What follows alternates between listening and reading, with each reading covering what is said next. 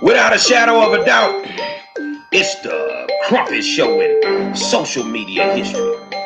I want to welcome you to what I call a war zone political pop-up. I'm riding solo today. Dimitri and Donovan on vacation this weekend. But that's okay. I can handle it. I got my man in the building. Vince Duncan running for U.S. Congress. Yeah, he going against the big dog, Sheila Jackson Lee. That is right. But that's okay. But we finna talk about it, man. We gonna do these political pop-ups for the next 3 weeks. If you got the guts to sit down with me, I got the guts to interview you. Let's go. All right. Say, man, I want to welcome y'all to what I call a war zone political pop-up. It's that time of year. You know, election day is almost here. We got a few more weeks to go before we get to the big day, Super Tuesday. So in the meantime, we're going to interview as many candidates as we can interview, whether they're Republican, Democrat, Independent, write-ins, I don't care. We're going to interview them. We're going to give them the time for you guys to get to know them so that you can have viable options all the way down your ballot. Those that don't show up, that might tell you something. So I'm going to introduce my man. My man, I've been knowing him for a minute. We kind of connect back and forth here and there. My man Vince Duncan is running for U.S. Congress against, in that race, I think you have Sheila Jackson Lee and Wendell. Yeah. So Wendell's already been on the show. Vince is on the show. Hopefully we can get Sheila on the show. But right now we got Vince Duncan in the building. What's going on, Vince? Everything, Jerry, everything, man. You kind of scorching hot. Yeah, you're real hot, Jerry. Everything is happening, man. It's political season. We have to be in the game to change things. So I'm an independent part of it. I have a voice. I'm the only candidate that the people put on the ballot. And so that's going to be real, real huge once our community kind of connect with what my message is and what we are and where we could go. That's what's happening. What? Tell the people a little bit about yourself so they can get familiar with you. Okay. First of all, thank you for having me on your show. But I'm Vince Duncan. I'm a native Houstonian. I've been here all 58 years of my life. My father worked at a steel mill called Armco Steel. My mother was a nurse at Lockwood Hospital here in Houston from a little community called Groveland Terrace. So I'm one of the first people to go through the school integration experience. And so, but I did it as an elementary school student. I was at Pleasantville, which is an all-black school, which is perfect because two of my sisters were working there. So they integrated the schools, and I didn't quite know what was happening.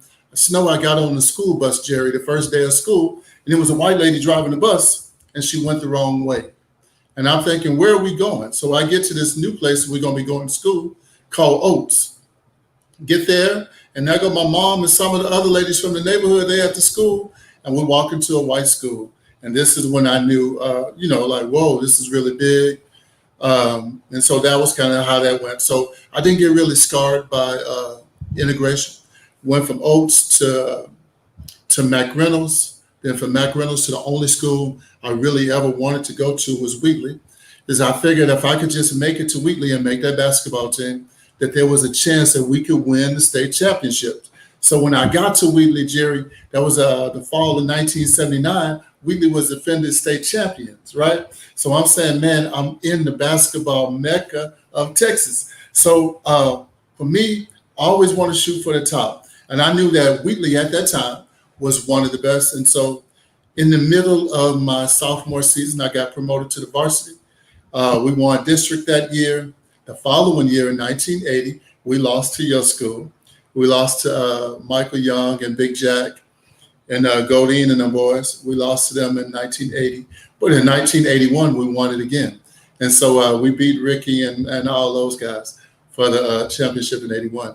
But education-wise, I have a high school education. I have some college behind me. I was studying to be a dentist at Lamar down in Beaumont. And there's a period, Jerry, between when you start college and you apply for dental school. I was working for Zeb Poindexter out on Cullen at his dental clinic. And Zeb was going to help me get in dental school. So during the time I was working for Zeb, every day he would question me, could I be a dentist? And after about 3 days of him asking me, I said, no, I don't really want to do this. So Wendell told me, he said, why don't you find out what you really want to do and get into that? So Jerry, he asked me if I wanted to be a mortician. He said, there's a lot of money in that. I said, I'm not touching no dead people. I'm gonna do that one time when I leave here. You know what I'm saying? And so, but he was telling me how much money was in it. I said, I'm not doing that. Then he asked me if I ever thought about being a plumber. He said, Vince, you should see the bill those plumbers give me. Then I said, no. He said, what it is? So I always wanted to be a carpenter. So he said, well, then that's what you should do. Now, Jerry, that wasn't the first time I heard that. But when he said it, I paid attention to it. My dad worked at a steel mill, and here was a doctor telling me the same thing my father told me. And so it rang different. So when you have kids, Jerry, other people help you raise your children. You're not raising your children by yourself. Other people are contributing. So he told me about that. And so, Jerry, we was out on Cullen working at Dr. Poindexter. I called my father. I didn't want my mother to know what I was talking about. And I said, would you be upset if I wasn't a doctor? And he said, you're going to have to do something. And I said, well, I want to learn how to build houses. So my dad told me, meet him at Sears down on South Main.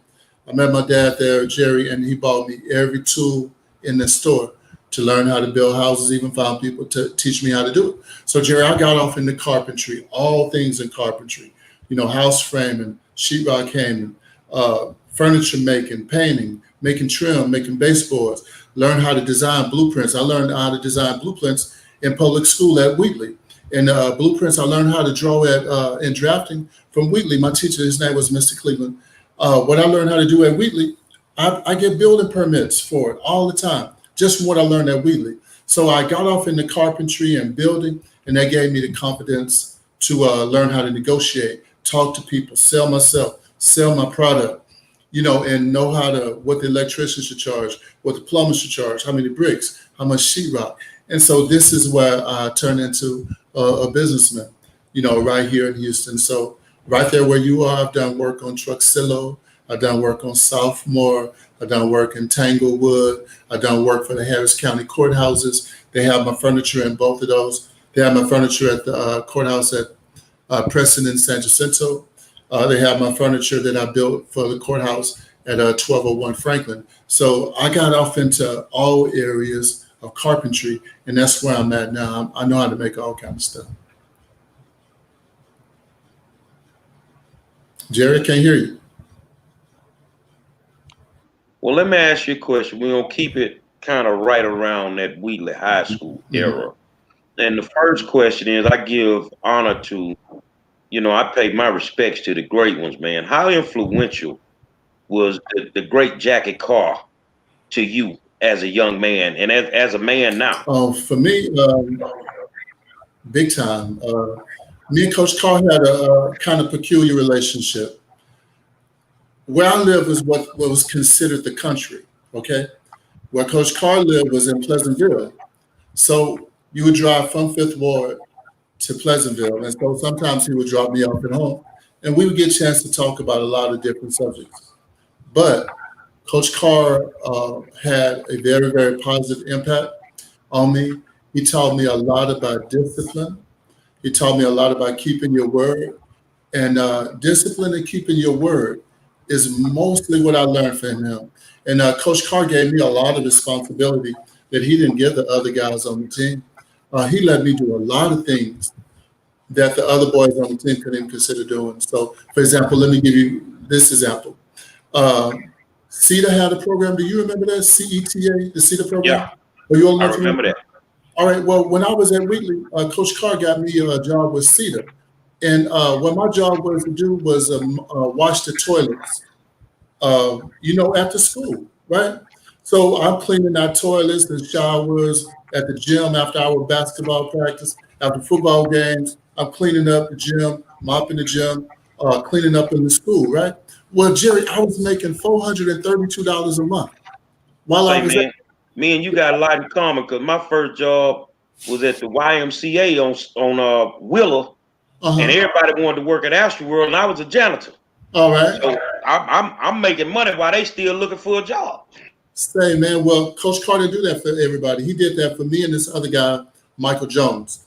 And so it was just different things. But Coach Carr would give me a lot of responsibility, that the other guys weren't going to get. So he made sure I had a job, which meant I had plenty of money all the time. And then it was just different things I would watch him do. So Coach Carr was our math teacher. Then he was a basketball coach. Then he was a deacon at the church around the corner. So he made us come to church as a team. And that was what I learned. I learned that. But Coach Carr also had something that was really interesting, and it kind of helps me in politics. When I was at Wheatley, Jerry, Coach Carr had a kind of you, your brother's keeper program, right? This is a term I would have for it. We would have groups, Jerry, and he would put maybe 5 or 6 boys in a group. And every one of the boys was responsible for the other boys. And if somebody in your group did something, it cost everybody in the group. You follow what I'm saying? So that's kind of a lot with us right now. It's like one person in our community can have a positive effect on millions of people, or can have a negative effect. But when I was at Wheatley, we would have to be in groups, and we were playing in a tournament in Florida. One of the boys in my group said something wrong to one of the assistant coaches, and Coach Carr kicked me off the team. He kicked me smooth off the team. And I said, hey, man, what's happening? He said, well, this boy over here in your group did this. So you off the team. And so it was guys in Houston that know nothing about that. So they got kicked off the team. So what I started learning early on, watch the company you keep. The company you keep can hurt you. So now these are kind of lessons and more that I learned from the great, great Jackie Carr. Learn about discipline. I learned about honesty.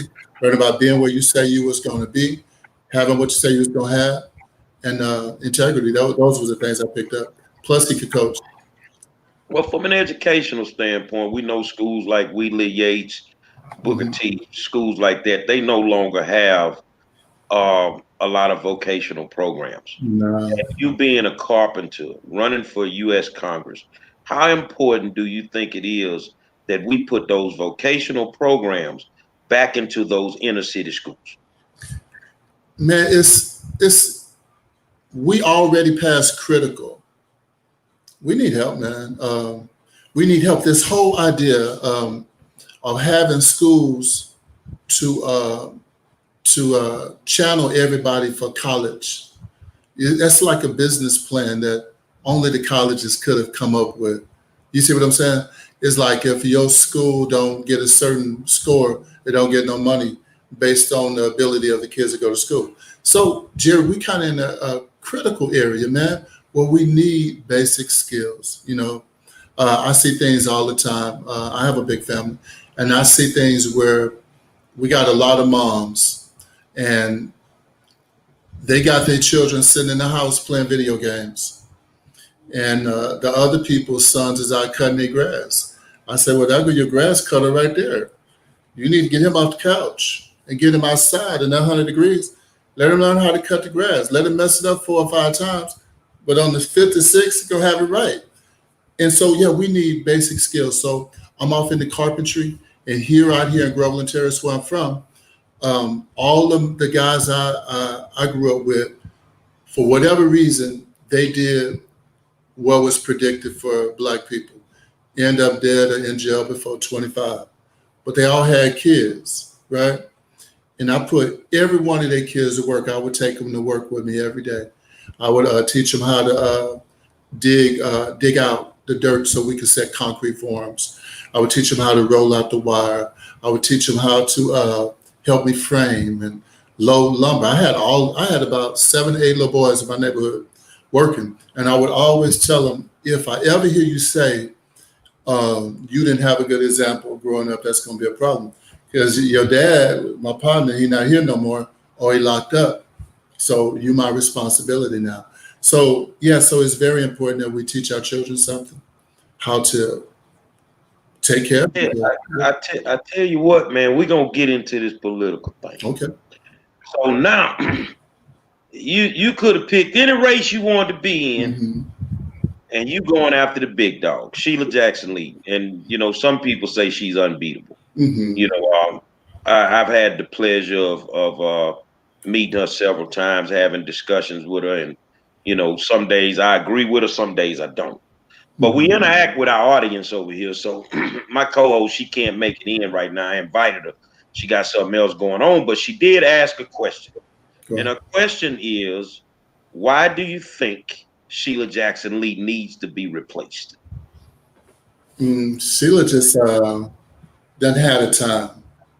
Life about changes, and nobody's shelf life is forever. Yeah, nobody's shelf life is forever.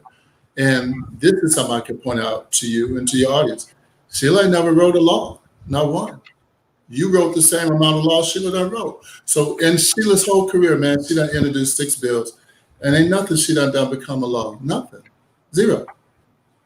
Period. So you have written the same amount of laws to help our community as she.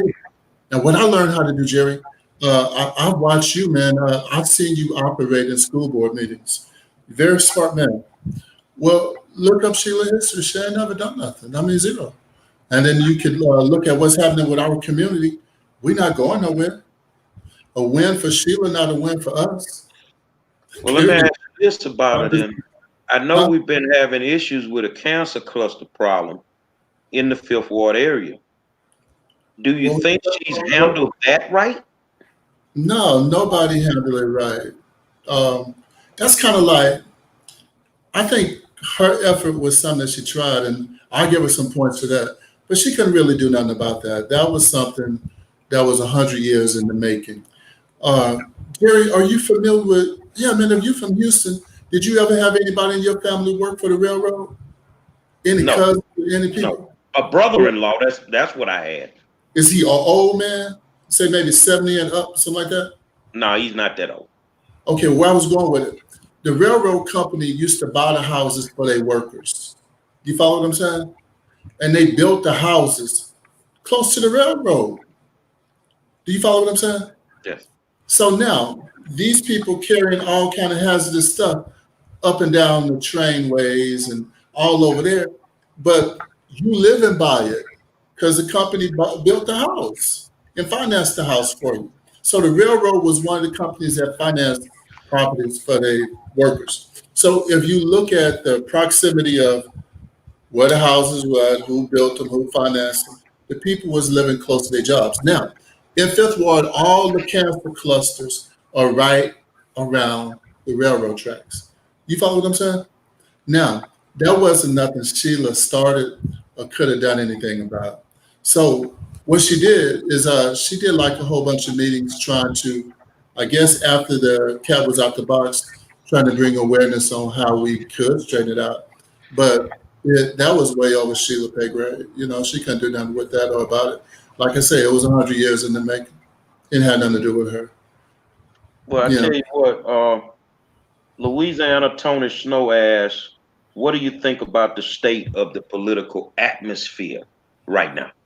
I think it's good. You have to realize, man, different people have different personalities. As African Americans, we've been taught to be meek, and they encourage meekness from us.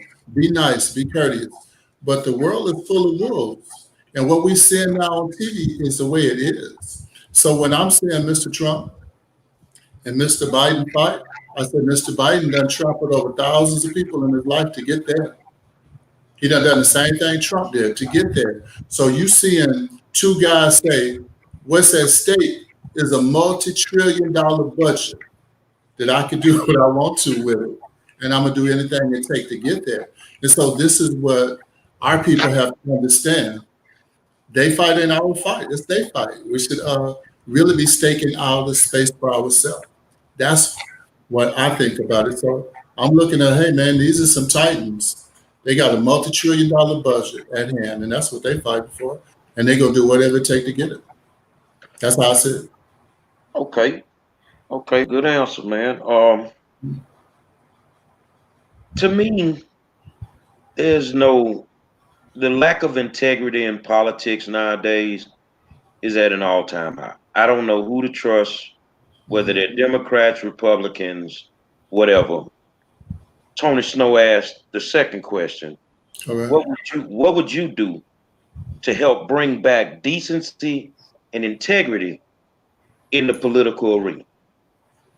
If anybody vote for me, it's a vote for a clean slate. You see what I'm saying? A vote for me is a vote for a clean slate. You be voting for somebody who don't have no political baggage. That would be what I would do. But one thing that I would like to kind of bring up to you, Jerry, and to your guests, I sent you a video, and this with Joe Biden, right before he said that thing to Charlemagne about, if you don't know you're gonna do this, you ain't black, right? But right before that, he said something very important. He said, I renewed the Voting Rights Act for 25 more years. And to anybody black, it should be a red flag go up. And the red flag is, here we are. And in the commercial, I say, can you believe that? From the 1860s to the 1960s to 2020, the African American vote has to be renewed, or we don't vote. And I say right now, they're swearing in immigrants, and this don't apply to them. Africans can come over here, they welcome. Blacks can come from the Caribbean, they welcome. People could run across the border, they could come as refugees from Syria and Iran. They gonna get to vote. But when it comes to blacks, we gotta get renewed. And I'm sitting there watching all the people we done sent, man. Dr. King did his part, right? But they didn't finish it. They made it a temporary thing. And when he's sitting there saying it out of his mouth, I'm saying to myself, say, man, listen to what he's saying. So now this is what I'm saying. So like for me, one of the first things, Jerry, I would try is to say, hey, look, let's finish up some work that every Congress from the 1860s to 2020 done failed at, is giving Black Americans full citizenship, giving Black Americans what it's going to take to repair us, giving Black Americans a permanent right to vote that don't have to be renewed. Now, this is where I start the conversation. You dig? I think a lot of people don't realize that every 25 years, and I've spoken on this on the show a few times, that every 25 years, they have to give us the right to vote. Yeah. And that is scary because when you think about it, what happens if they don't? We're done. What happens if they vote it down and they say, well, no, we're not going to give Black people the right to vote? Now, and I think we need some movers and shakers in these positions, because that is something that needs to be changed. And I'm gonna be honest with you, you're the first person that has sat on this screen talking to these people political wise that has even brought it up. Mm-hmm. You're the first person that ever sat up here and brought that up. So I applaud you. If that's part of your work, then brother, I applaud you. You feel I'm gonna tell you what put me on the program I'm on, man. So in the 70s, Black families wasn't divorced yet. You understand what I'm saying? In the 60s and early 70s, the Black family was still together. Divorce hadn't hit the Black race just yet. And at my house, my father was the rule. Whatever my dad said, that was it. He couldn't be questioned. Now, when my father messed up with me, he would take me to let me stay with my grandparents for the whole summer. So now with somebody who tell him what to do, his parents. You understand what I'm saying, Jeff? So here's the thing.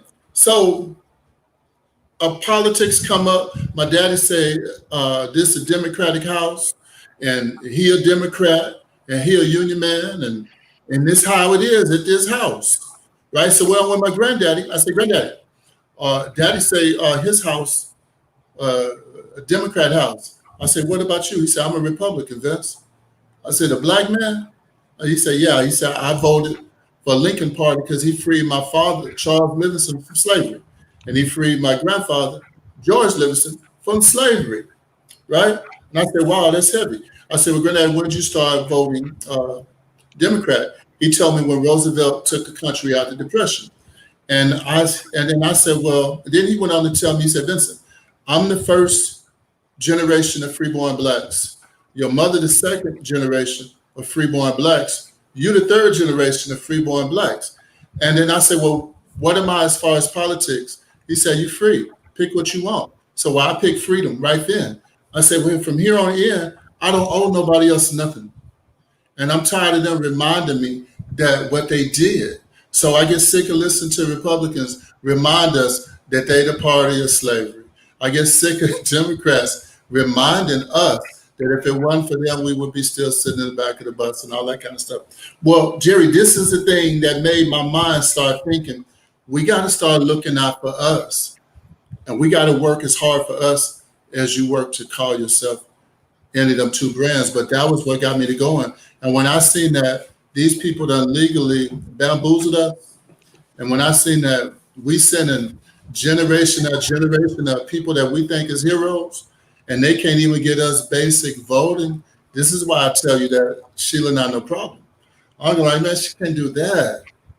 She can't even bring it up. Well, I'm gonna tell you what she need to bring up, and the people want to hear it from you where you stand on it. Man, it's time to free the weed, man. It's You time. know, It's time for marijuana to be legalized, man. well, look, What you think? well, I ain't really down with all that, Jerry. You know, so what I'm learning how to do though, man, I tell you the truth, I'm learning how to like get a consensus. So for me and you coming from the same world, Jerry. We come from the same world, man. I promise you. But to me, like weed is a gateway drug. It is. It's a gateway drug, man. And for me, I already think that we got too much illicit drug use in our community. So I wouldn't run around chasing nobody if they were smoking weed, but I wouldn't be standing in no line encouraging it on no kind of level. So for me, I wouldn't be one to say, well, let's legalize it. I just be saying, well, I do know that we don't have no, if it'd be a fine, a minimal fine, but we don't have no space and time to be taking away your freedom if you're smoking it. So that would be my thing, Jerry. So I'm not in a position as a man, especially growing up here, to say that I want to encourage weed use. You know, that's my thing, man. So please forgive me. Okay, I'm doing my best. that's your Yeah, opinion. I'm doing my best, man. Now, Yeah. now here's one Go that you ahead. going. I'm gonna tell you what. Black people is watching you right now. Hey, A lot of black folk watching you, man. thank God for Where you it. stand? Where does Vince Duncan stand on reparations? I stand at the front of the line. You know, I came up with a plan where this what I would like. Okay, all right, I want to do like if I can win, whether it's Mr. Biden win or Mr. Trump win, Jerry, what I want to do is I want to create a business incubator. So I was going to ask either Mr. Trump or Mr. Biden for $5 billion. Okay, and so now that would be how I would approach it. I want to ask them for a $5 billion grant to create a business incubator right here in District 18, and for our businesses, so we can gain access to capital. Now that would be how I would approach it. And then other things they could do for us, right, would be like not paying taxes, you know, things like that. A lot of things like that. So I'm in the front of the line. So as a businessman, this is how I think. So what I want to do, Jerry, like I said, I want to create a $5 billion business incubator just for District 18, not all of Houston, just for District 18. So to cover where you from, Third Ward, if you are African American like me and you want a gas station, I will have programs set up where the gas companies will sell you a station, so we could create an economic infrastructure for ourselves. Now that's how I would approach reparation. I'm in the front of the line. How I would go about distributing, I'll say, just start in District 18. We need a $5 billion economic incubator, man. We get our businesses up and running and get the farmers the money that they need. And that's how I would approach it, Jerry. And I think that if we ever got some money, they could never catch up with us again. I think it'd be just like running track. It should be over with. That's my thing on it. So I'm for it. Okay. I'm So for it. here's my next question. Now we've watched the criminal justice system, Mhm. to me, not you, but to me, Mhm. just go through the floor to the pits of hell in the last 7 to 10 years. Ooh, We watched the situation in Louisville, Kentucky, with okay. Breonna Taylor that I felt that was not right. Devastating. Where do you stand on qualified immunity? Because that seems to be I the think I biggest think I problem think, I think that in needs the to go out the window. Bottom line, let me say, make sure. I think that needs to end. Period. I think we'll have to eliminate that. That's it. So I think like yeah, the whole immunity for murdering has got to go. And for me, Jerry, I worked for a police department while I was in college. I was a dispatcher. I was a non-commissioned officer, and I've also been at the suffered abuse at the hands of police, and I just knew I was dead. So I had a situation where I got stopped outside of Liberty County. They was trying to make like I was a dope man, but they was telling me my driver's license was suspended, and I had a letter showing that my license was clearly reinstated. And I'm a real big guy, so I had two white guys, one Hispanic and one Anglo. They was the guys who arrested me, but they would not take me to jail. They wouldn't. So they kept me on the side of the road for about 4 hours, telling me if I gave them $2,000, they would let me go. Now, in the meantime, they beat me up a little bit too. So I'm a massive man. They put me in the front seat of a Mustang, and I'm thinking at least they're just gonna take me to jail. I ain't gonna die on the road. Well, they put me in the seat. My hands are cuffed behind me, and mind you, I'm working at a police department while they're doing this to me. And they slam my head into the windshield of the car. I get a mild concussion. And it's like they won't take me to jail. They walk out in the woods, they talk for a little while, they come back. When they come back, they said, give us that money and you don't have to go through this. And I'm trying to explain that I don't have $2,000. They said, we know you got it. Give us the money, we're gonna let you go. So one of the policemen was rumbling through my car, and he found a knife, and he came in my car and he put the knife right under my eye. He said, what you gonna do, big man? What you gonna do? You ain't gonna do nothing, or you dead. And I knew it. I said, man, I'm dead. So eventually they took me on to jail, to Liberty County Jail. They put me in a cell with a guy who was on death row in Huntsville. So they didn't have no space in Huntsville for this guy to sit. So he was sitting in Liberty County Jail. I knew a white lady in Liberty, Texas that my mother worked with in Dayton, Texas. I called her, told her I was locked up in Liberty. She came over and bailed me out of jail. Now, right when I get out of jail, I go back to Beaumont. I was at Lamar. The next day, the district attorney from Liberty County called me. He said, hey, you never should have been arrested. We got to make, no, let me back up a little bit. Once they put me in the jail cell in Liberty, they called the justice of the peace in the middle of the night. This big white guy, he had on a white t-shirt. It was kind of yellow. He had on some overalls. It wasn't strapped all the way.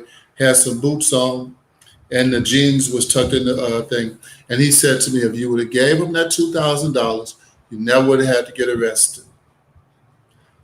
He posted my bond at $2,000. I called this lady. She come bail me out of jail.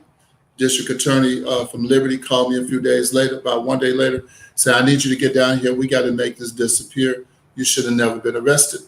I said, man, I'm afraid to come back down there. He said, I heard you got roughed up a little bit. I said, I'm not coming back down there. So he said, look, I'm going to wait for you on the courthouse of the Liberty County Courthouse. And then I went there with a whole gang of people following me all the way down to Liberty. So now I've been worked at a police department, and I've been abused by the police. And when I heard about Breonna, it was easy for me to believe that the police was wrong. When I saw what happened to George, it was easy because the same thing had happened to me. And nobody was going to believe me because they was going to say, look how big he is. We had to shoot him. So yeah, so that qualified immunity, we need to get that out of there. I've said in some things, Jerry, with regards to them killing us like they do. And I thought it was like that they have that PTSD, post-traumatic stress disorder. And a lot of these guys is working too many hours. So we had something at the Community of Faith. Do you remember that? This maybe 4 or 5 years ago at James Dixon's church. But Lee Brown was on the stage. Garcia was on the stage. McClellan was on the stage. And Bradford was on the stage, all at the same time. And I asked them, do you monitor the amount of hours these men and women are working? And so McClellan was real arrogant. He said he let his officers work however much they wanted to. He let them determine it. Garcia didn't know, but because he was our sheriff at the time. But I think that they having mental breakdowns because they're working too much. They got too many bills they can't afford to pay. Then they stressed out from the job. So if you in a position that every time you might stop somebody, they might shoot, I think you flip out after a while. So that's Well, some of them, yeah. yeah, some of them might work too long, too many hours. But some of them just flat out racist, man. I buy that. And me, I'm a call a spade a spade. Mm-hmm. And I think they have to do a better job at trying to figure out if these guys have racist bones in their bodies, and they should not be police officers, because it's only so much that the African American community is going to take. And I really think that we're at our breaking point at this moment. Mm-hmm. I'm looking at a lot of stuff in the political world. What's your opinion right now on, we know that Supreme Court justice passed away, and what's your opinion right now on, the Republicans trying to fast track this new Supreme Court justice? My opinion kind of go back to what I was telling you. We've been taught to be meek, but they are not taught to be meek. Follow what I'm saying? They understand that they got the power, and right now is the time. So they're taking advantage of it. Now, to me, I think it need a little more time. I think it should have waited till after the elections. I'm going like, hey man, we in the election season, but they said we're going with the law.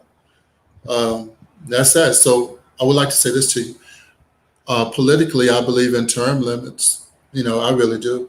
I didn't understand John McCain, and I didn't understand this Ginsburg lady. McCain know he's sick, but he still won't resign. All right, this woman, she been dead for a long time, but she didn't have the sense enough to say, hey, look, get somebody to replace me. Don't sit here and die on the job. Yeah, I thought all that was ridiculous. I said to myself, just because it's a lifetime appointment don't mean you got to stay every minute of your lifetime. So but to answer your question, I think it's a rush thing. I'm going like, hey, but keeping in mind, other people are taught to be aggressive in everything they do. And for us as a community, we're taught to be patient and all that kind of stuff. But everybody running over us, So this is what I think. They showing you what it's going to take to get what we want. You're going to have to go for it. And if there's some time on the clock, you take the time on the clock. Now, that's what I think about it, man. You understand? I got you. That's how I said. Say, man, everybody get the question when they come on the show. Mm-hmm. Go for it. Everybody get the question. Biden or Trump? No, I got to answer that. Well, put it like this, Jerry, what I'm going to do. You don't have to answer it, but everybody get that question. Biden or Trump? Okay, well, look, I'm going to skirt around it, okay? So I'm letting you know right out the bat. Because what it is I got people who will vote for me on both sides of that. But if I tilt my hat, it hurt me with them. All right, so that's that. So I'm going to skirt around that one, Jerry. I tell you what, I ain't going to skirt around it for you. Go for it. I ain't going to skirt around it. Go on, yeah. Trump is an open racist, and Biden is a closet racist. Okay. How about that? Whether people get upset with me or not, well, you ain't got to worry about voting for me because I ain't running for nothing. So that way I ain't got to worry about it. Okay, but good. the thing is it's no getting around that. This country is in perils right now, and we got to figure it out. If you were the congressman, mm-hmm. What attributes could you have brought to the situation on how to handle the COVID, especially in your district? Let's see, what would I have done? I kind of would have approached it initially the way they did. Let's be cautious. let's be cautious. Let's see what it is. But what COVID done turned into is a monster that's about control. And it's got nothing to do about a virus at this point. It's got everything to do with control. So with that said, it's a virus that started in Wuhan, China, right? Now, don't nobody know how long COVID been here? So COVID could have been crossing here 4 years ago or 5 years ago. And now they just not getting around to talking about it. So now that was how I thought. I said, man, y'all act like to the day y'all know the minute that virus got out of control. It could have been here 4 or 5 years. What we do know about it, Jerry, for some people who have pre-existing conditions, it can be deadly. But for the most of us, it ain't gonna never kill us. All right, so what I would have did different, and I'm not a globalist as a politician. I'm a domestic politician. I believe in everything in America. If you want access to U.S. markets, I believe that you should make it here. I don't support visas to bring in people from outside the United States to do jobs that our young men and women should be able to do. I don't support those things. So I'm going like, look, I'm not a global politician. I'm for America. And so I would go like, hey, look, we're going to limit trade with China, period. Just for reasons like this. We're going to limit trade with everybody. And if you want access to the U.S. market, you're going to have to make it over here. And this kind of would help us contain so many contagious diseases because you got people moving in and out all around the world. So, I'm trying to, just kind of give you an overall picture. But so with specific regards to COVID, they just started telling us about it a few months ago. COVID might have been here 4 years ago, and people was dying and we weren't tagging it with that. And so right now, I think COVID is big business. Why is it, Jerry, that the richest companies in America is open, but the poorest ones is closed? On a virus that's proven that's very weak. Sunlight kills the virus, but they tell you don't go outside. Oh man, temperatures over 80 kill the virus. Tell you don't go outside. And it's like more people gonna die from gunshots or car wrecks. You see what I'm saying? We're not banning cars and guns. So that's my thing on COVID. I believe it's real. If you got pre-existing conditions, it could kill you. But outside of that, what things they're doing, the level of control, you can't get no groceries unless you got on a mask. You're going to get a ticket. You ain't got no mask on. You can't do nothing. You can't go to your job. It's about control. And it was supposed to be for 2 weeks, but it's been 5 months, man. And they ain't showing no signs of letting up. I'm an independent candidate. I don't really buy Republican and Democrat. I think they all corporate. And I'm going like all these people have an interest in taking away our freedom. So this is what I see. Exactly what I say. It's about taking away our freedom. As a U.S. congressman, Mm-hmm. and we know we have a lady that's over education, Betsy DeVos. Mm-hmm. What would you do to improve or try to help improve the educational atmosphere as a U.S. congressman? Glad you asked me. First thing I'm going to do is do what ain't nobody black doing. Go talk to them. First thing, I'm getting the conversation. And I'm going to ask her, if I can get up there and talk to her like I'm talking to you, I'm going to say, Ms. DeVos, we need some kind of charter for HISD in particular. And here's what I want you to do. I want you to remove any school financing tied to test scores. The first thing we got to do, we need a special charter, a special charter just for HISD. We're going to remove any kind of school financing tied to these test scores. All right. And we want to go ahead and finance the schools. And in addition to that, we want to put the authority of whether the kid passed or not back in the hand of the teacher in the classroom. This would be the first thing I do. Jerry, I'm gonna be honest with you. Well, I don't think our school is spelling. I well, don't. well, your first trip would have to be to the governor's office in the state of Texas to Okay. question him as to why he has a man running the Texas Education Agency that has never been a teacher, an administrator, a superintendent, nothing. Wow. You got a guy running the Texas Education Agency, Mike Morath, that has never sat in the classroom as a kindergarten teacher. Oh my. Nothing. So Oh. you'd have a fight on your hand, but once again, that's the question that I asked you. You had an answer for it, and a lot of people will not even answer that question. Oh yeah. And I believe what you believe, that test scores shouldn't be tied.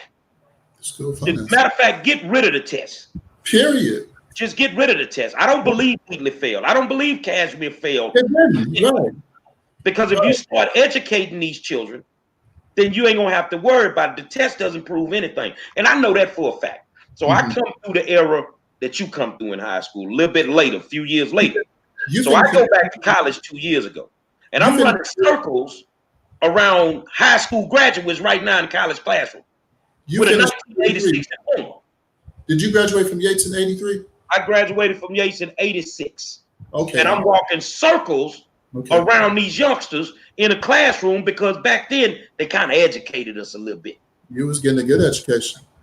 Yeah, Jerry. Right now, the whole school thing, man, it's like it's a place to sell your products, and that's what it done turned into. When Bush did that thing, no child left behind. I think he had some good intentions, but it done turned into a monster. So I'm going like, hey man, they got all the money and everything tied to this test score, and then everybody want to sell all their products, the educational products to the school. So it's a big marketing place, and so the kids learning is not even on their objective list. So what I would do, Jerry, if I was in Congress, I'm talking to DeVos. I'm skipping smooth over the governor, and I'm skipping smooth over Mr. Murat, and I'm just saying we're gonna have an exception for HISD. And if you're the U.S. Secretary, you go talk to Abbott and that man. I don't need to do that. You go let them know that we're finna do that conversation gonna be kind of like you talking intelligent and Bessie DeVos sitting there. Nah, which way did they go? Which way did they go? Bessie DeVos comes a bag of rocks. And I'm gonna tell you something. I'm gonna say, Bessie, I'm here. Let me help you out. This is what we need to do. You want to be a star now, Betsy? You want to be a hero now? You want to change your legacy, and you want to be somebody that's seen, that did something positive? Then help me, help them.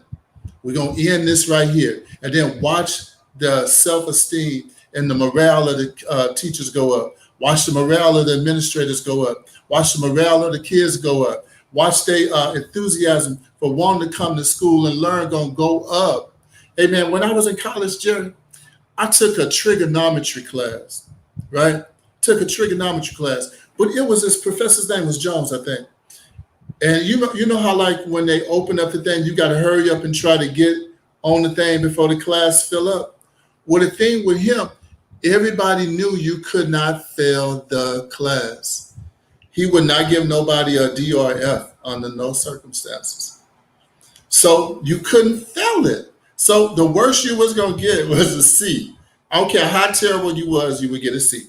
So the pressure was off of me. Now I can sit there and learn because I couldn't flunk. You understand? So this is how he would give a test.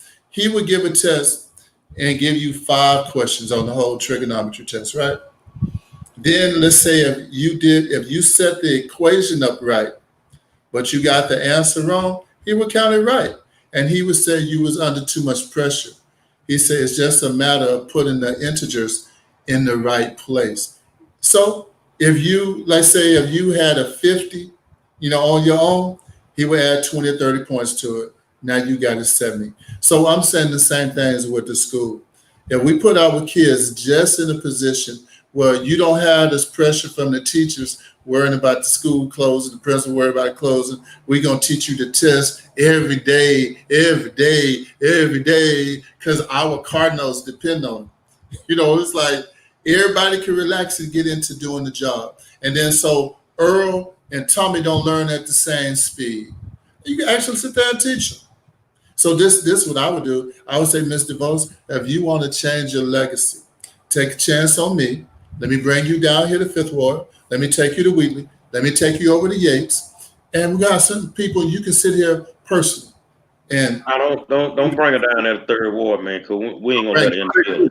We ain't gonna let her in the building. Jerry, I'm bringing her straight in there.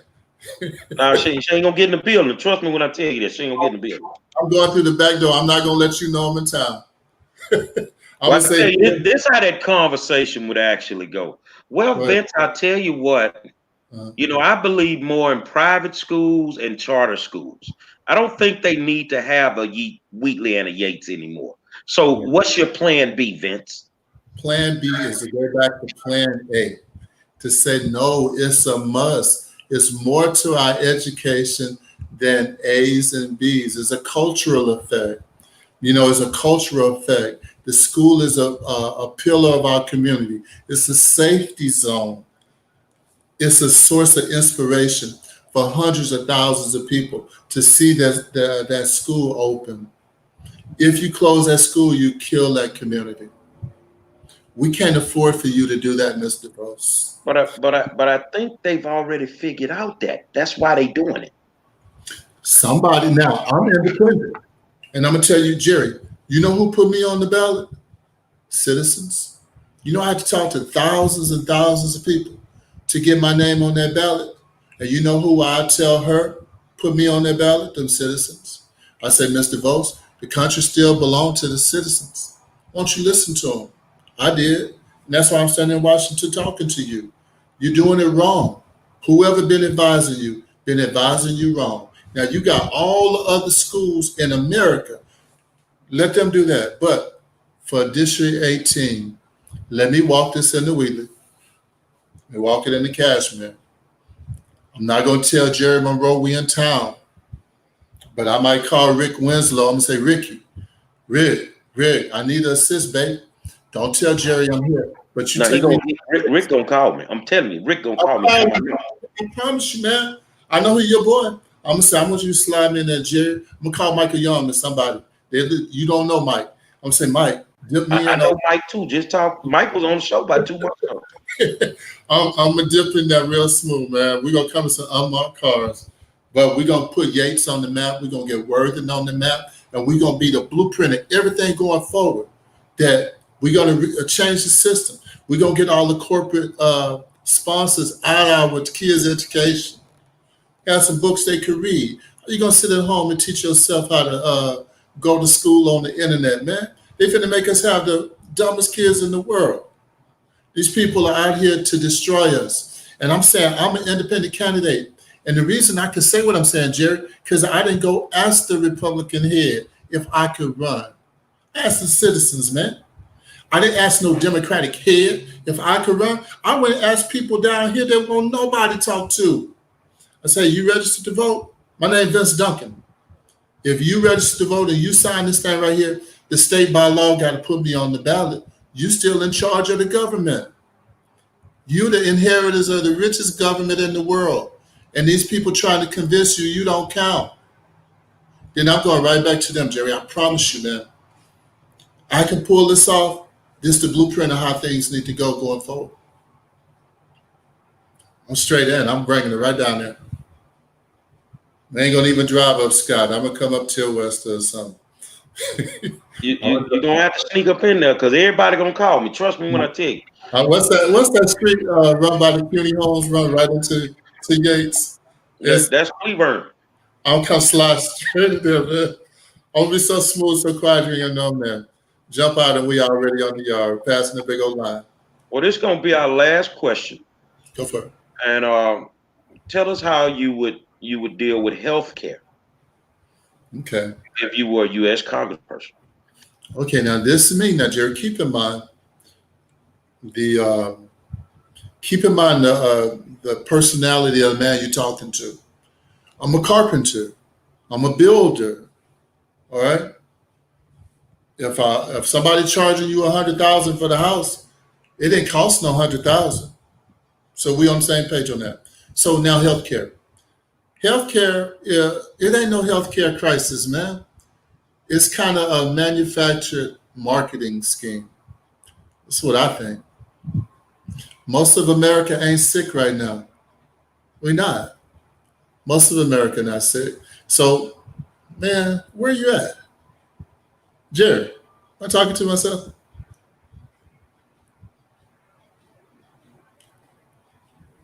Okay, well, listen, for the audience out there. All right, Jerry, you back. So this is what I'm saying on your healthcare bill.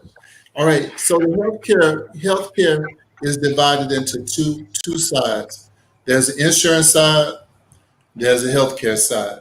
On the insurance side, because they own all the politicians, they tried to get the president, Mr. Obama, to create a law to make everybody in America buy an insurance policy. They tried to pull this off by law. They gonna make you buy insurance. You can't make nobody buy no insurance. So Supreme Court Justice said, no, Mr. President, that's unconstitutional. You can't make them buy no insurance policy. But what you can do is create a tax. That's what he did. Now, on the healthcare side, have you ever seen a business that don't tell you the prices or nothing? Have you ever seen this in your life? All right, so in healthcare, they're the only business to get federal funding. They get state funding. They get private donations. They get insurance money, and they still charge you. But don't nobody know no price. No, healthcare is a hustle, man. So that's my thing. It's not no healthcare problem. It's not. It's them too greedy. You know, they charge you $1,000 for aspirins and all that old kind of silly stuff. But they the only business I know that in America, you don't have to tell nobody the price. The insurance companies, the health insurance companies, the only business in America that attempted to have a president to make everybody buy their product. So this is what I see. I see it's a big marketing thing. Most of America not sick. Yeah, 95% of America ain't sick. But Jerry, I want to tell you about something that I'm doing that I want you to know about. I created something called free and clear property ownership reform, and this would end gentrification. So right where you are is a perfect example of what's happening all over Houston. So First Ward is gone now. You know, Second Ward on the way to being gone. They're making big headways in Third Ward and Fifth Ward now.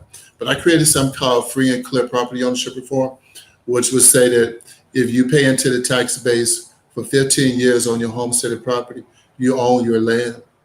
You own your land free and clear. As an independent candidate, I'm showing our people and anybody listening to us, we can change the laws. We can make up some new laws, but we can make a law that benefit you. And so all the politicians that we have now, they're making laws to benefit them and keep them with a job and keep the government kind of oppressing you. Now, all of my stuff is to say, no, it's limited government for real. And so the free and clear property ownership reform would put your land in your hands. And this is something that's never happened in the history of America. And so the way they have it right now is you could be taxed out of existence. Only with your property is something you can't own. If you buy a car, you pay the bill on that, it's yours. You buy some shoes, you pay the bill on that, it's yours. So that was one of the things that I created, free and clear property ownership reform.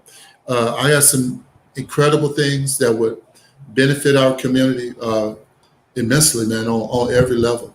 You know, I believe that with regards to platform, I have a superior platform to Ms. Jackson Lee and Mr. Champion. They kind of corporate spokespeople.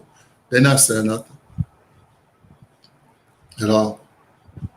All right. Well, I tell y'all what, we've been sitting here talking to Vince Duncan running against Sheila Jackson Lee and Wendell Champion for U.S. Congress. What's the last thing you want to tell the people, my friend? No, the last thing is Miss Jackson Lee have a time. Her time wasn't indefinite.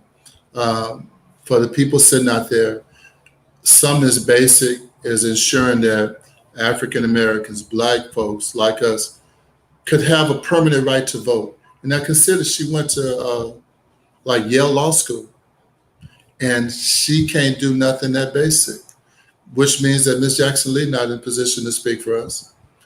She can't do it. If we have to suffer through the embarrassment of watching America go all around the world and bringing in everybody from every country in the world and say, y'all go in front of them. If we could just be second class, it wouldn't be so bad. But we like 172nd. Anybody from the world in front of us. So what I'm saying to anybody out there, a vote for me is a vote for you. A victory for me is a victory for you. A victory for Sheila, not a victory for our community. Things like $15 an hour. There's some you deserve. For your children to even the cost of college, have a program to reduce the cost of college to make sure our children don't have insane debt to go to school. These are things I'm doing. And so a vote for me is a win for you. It breaks the stronghold that the Republicans and the Democrats have on every seat in America. We're in a district that is dismissed and overlooked on every level. We don't have access to capital to improve our business infrastructure. You can see it, that the litmus test is to walk into a gas station. These people from everywhere but 3rd Ward, 5th Ward, or Sunnyside, or City Gas, or Northwood Metal. And this is to show you just how little effect that Sheila being in office is going to have. She doesn't have any effect. But a vote for me is a shock to the system. And it's something that say you have to listen to those people. They sent him up here. I would be committed, Jerry, to the very people that signed that that petition to put me on the ballot. And they weren't the people sitting in the banks downtown. There was people riding buses. There was people cooking. There was people flipping burgers, people mowing grass, people with trucks and cars that wasn't new. That's who signed that petition to put me on there. And I would be as committed to them as Sheila is to all the corporate heads and all the Democratic people and all the Turks and the Indians and the Pakistanis that back her. That's my deal. So a win for me is really a win for the citizens. That's it. Well, I tell you what, man, I thank you for taking time out to come and, sit down and talk to us and talk to the people. It's a little bit different than going to a forum where you only get 1 or 2 minutes to speak. You get to speak here, and we get to keep rotating the video so people can hear you over and over in case they need to go back and they need to hear what you said. So even if you miss this forum, you can always go back and play the video. So, man, I wish you luck in your race, my brother. And, from a Yates line to a Wheeler Wildcat, give them hell on November 3rd, bro. Give them hell on November 3rd, man. That's all I can tell you. Because it's time for a change. I appreciate that. Say, man, we sat down and we had a spirited discussion with my man, Vince Duncan, running for U.S. Congressional District 18, and he's running against the big dog, Sheila Jackson Lee. My man, Wendell champion. It's going to be a heavyweight fight November 3rd. So make sure you got your masks on, because starting Monday, not tomorrow. The next 3 weeks, you can go vote early. No lines, no nothing. Hey, I'm going to pop back in later with some more heat for you. You politicians out there, it's time for you to come sit down with the realest in the business, man. This is not a game. Until then, I'll holler at y'all. Thank you.